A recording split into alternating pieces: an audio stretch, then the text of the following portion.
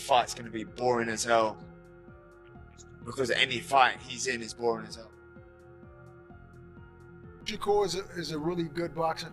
He's a good boxer, but it's nothing that stands out to me. It's just, okay, you know how to move, blah, blah, blah, but it's nothing like Tank or me or like somebody gotta stand out. Like like you're not just fighting I anybody. see boxers all the time. I've been watching boxers my whole life. I know the ones that are different. He's not different. Shakur will do everything, not even to get like an ounce of hitting. Like he's scared to really lock in and get in there. Devin's not.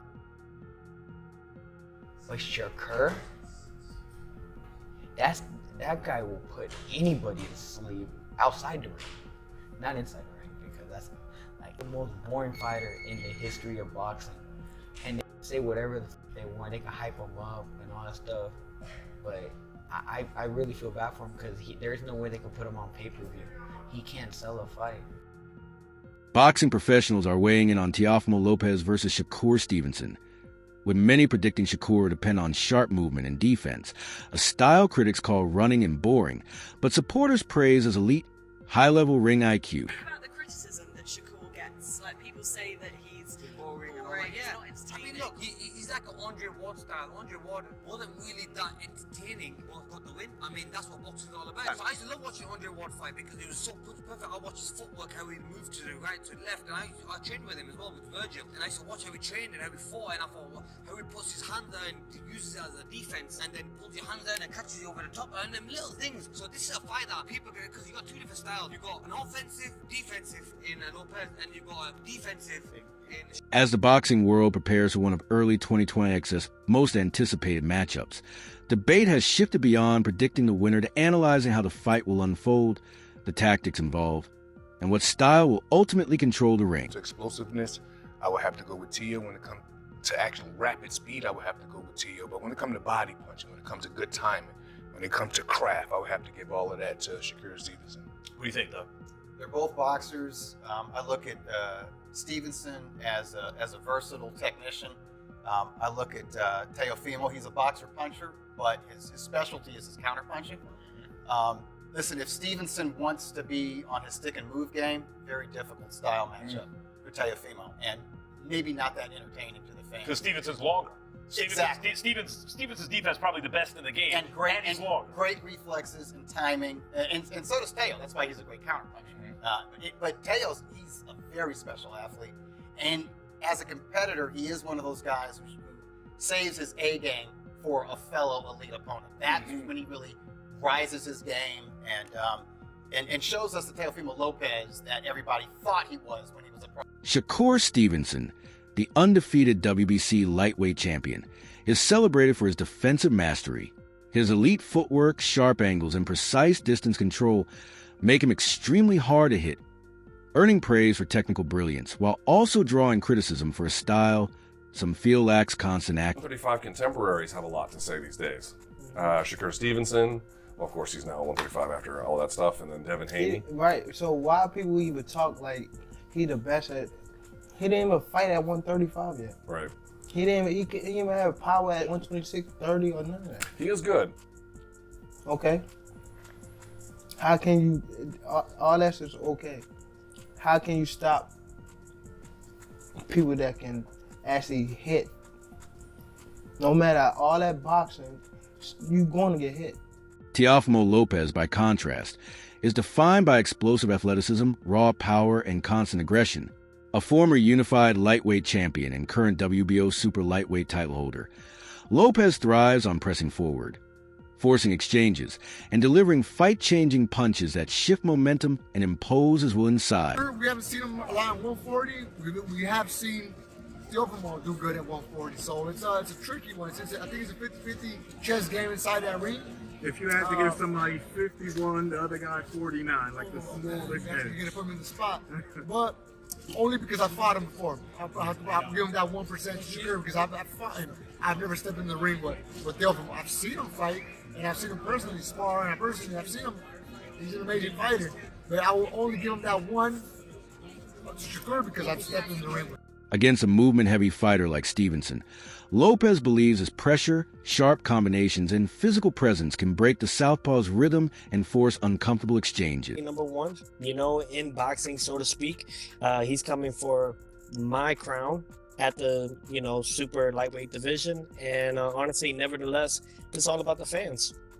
Who has a better resume between you two guys, do you think? Man, I'll tell you again, honestly, it doesn't matter until we hang up the gloves. I think that we still have such a long, depending on how well we do with our health, we got a long career ahead of us, man. So this is just something for everybody for 2026. We started off with a bang, and we go from. Meanwhile, Tim Bradley stresses that Shakur can remain aggressive, using a sharp jab and clever feints to disrupt Teofimo's balance, dictate the pace, and control the fight without excessive movement or retreat. Shakur ain't got a rooting move.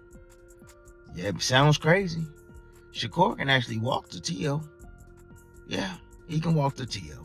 Yeah, as long as he walk behind with the jab, as long as he walk behind with feints, because feints throw off Teo. Jabs throw off Teo as well. He's a counterpuncher. Yeah, he's a counterpuncher. So if you can keep him off balance and keep him guessing, keeping that jab in his face, and you force him back, yeah, he moves his feet, but he makes a lot of mistakes. Gets himself out of position a lot of times. He's out of position a lot of the times, man. Brings those feet together at times. Oh yeah. When he moves side to side, same thing. He responsibly defensively, nah. When he disengages, defense is whack. Trash. Yeah. When he resets, a lot of time he comes in the range, he's standing straight up.